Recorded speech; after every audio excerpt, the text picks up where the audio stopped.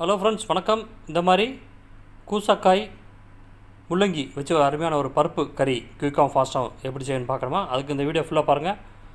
அதுக்கு முன்னாடி நம்ம சேனலுக்கு முத வரீங்கன்னா சப்ஸ்கிரைப் பண்ணிவிட்டு லைக் பண்ணிவிட்டு பெல் பட்டனை ப்ரெஸ் பண்ணிட்டீங்கன்னா நான் போகிற வீடியோ உங்களுக்கு நோட்டிஃபிகேஷன்லாம் வந்துட்டு இருக்கும். இது வந்து பார்த்திங்கன்னா சாதம், தோசை, சப்பாத்தி இதுக்கெல்லாம் ஃபென்டாஸ்டிக்கான ஒரு சைடிஷாக இருக்கும். குயிக்காகவும் ஃபாஸ்ட்டாகவும் செஞ்சிடலாம். வாங்க அது எப்படி செய்யலாங்கிறத இந்த வீடியோவில் குயிக்காகவே பார்த்துடலாம்.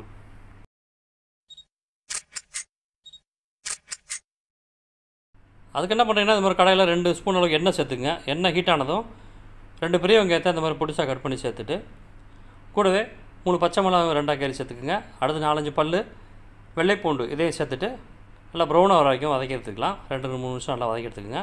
அடுத்து மெயின் ஐட்டம் இந்த கூசாக்காய், இதை வந்து நல்லா தோல் சீவி இந்த க்யூபாக கட் பண்ணி சேர்த்துக்குங்க. அடுத்து முள்ளங்கி, அதையும் 2-3 எடுத்து நம்ம ரவுண்டாக கட் பண்ணி தோலெல்லாம் எடுத்துகிட்டு சேர்த்துக்குங்க. சேர்த்துட்டு இது 2 நிமிஷம் நல்லா வதக்கி விடுங்க.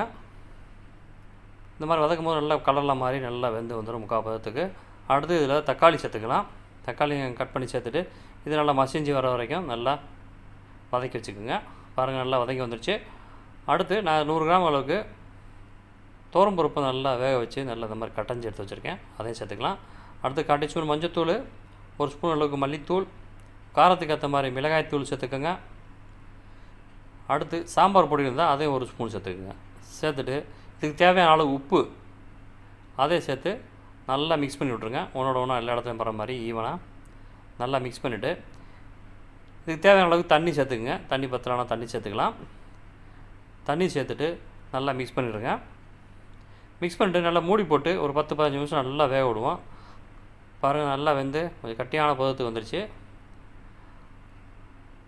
அவ்வளோதாங்க. அடுத்து இதில் ஒரு சின்ன எலும்பு சம்பளம் அளவுக்கு புளியும் கரைச்சி சேர்த்துங்க. நல்லா புளிப்பு தன்மை கிடைக்கிறதுக்காண்டி சேர்த்துட்டு இதையும் நல்லா மிக்ஸ் பண்ணி விட்டுட்டு இதையும் நல்லா ஓப்பனில் வச்சு நல்லா வேக விடுங்க. அந்த நேரத்தில் நம்ம தாளிக்கிறதுக்கு ரெடி பண்ணிக்கலாம். ஒரு கடாயில் எண்ணெய் சேர்த்துட்டு எண்ணெய் நல்லா சூடானதும் கடுகு உளுந்து உரப்பு சேர்த்துக்குங்க. கூடவே ஜீரகம், பெருஞ்சீரகம் இதெல்லாம் சேர்த்துட்டு அதையும் கொஞ்சம் லைட்டாக வதக்கி விட்டுட்டு கூடவே காஞ்ச மிளகா 2 சேர்த்துக்குங்க. கருவேப்பிலையும் சேர்த்து நல்லா தாளிச்சிருங்க.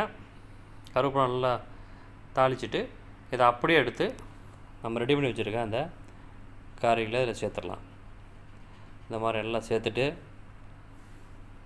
அடுத்து கடைசியாக கொஞ்சம் வெட்டி வச்சுருந்த கொத்தமல்லி தலையும் சேர்த்துட்டு மிக்ஸ் பண்ணிட்டீங்கன்னா ஒரு ஃபென்டாஸ்டிக்கான அருமையான ஒரு கூசாக்காய் முள்ளங்கி பருப்பு கூட்டுக்கறி சூப்பராக ரெடி ஆச்சுங்க. ஃபென்டாஸ்டிக்காக இருக்கும். அவ்வளோ ஆரோக்கியமான ஒரு சைடிஷு. இதே மாதிரி எல்லாம் பண்ணி பாருங்கள். அந்த வீடியோ பிடிச்சினா நம்ம சேனலை சப்ஸ்கிரைப் பண்ணிட்டு பெல் பட்டனை ப்ரெஸ் பண்ணிவிட்டு லைக் பண்ணிக்கோங்க. அப்போ தான் நான் போகிற வீடியோ உங்களுக்கு நோட்டிஃபிகேஷன்லாம் வந்துகிட்டே இருக்கும். தொடர்ந்து இது மாதிரி வீடியோ பார்க்குறது நம்ம சேனலை தொடர்ந்து பாருங்கள், சப்போர்ட் பண்ணுங்கள், ஆதரவு கொடுங்க. தேங்க்யூ ஃபார் வாட்சிங். நன்றி, வணக்கம்.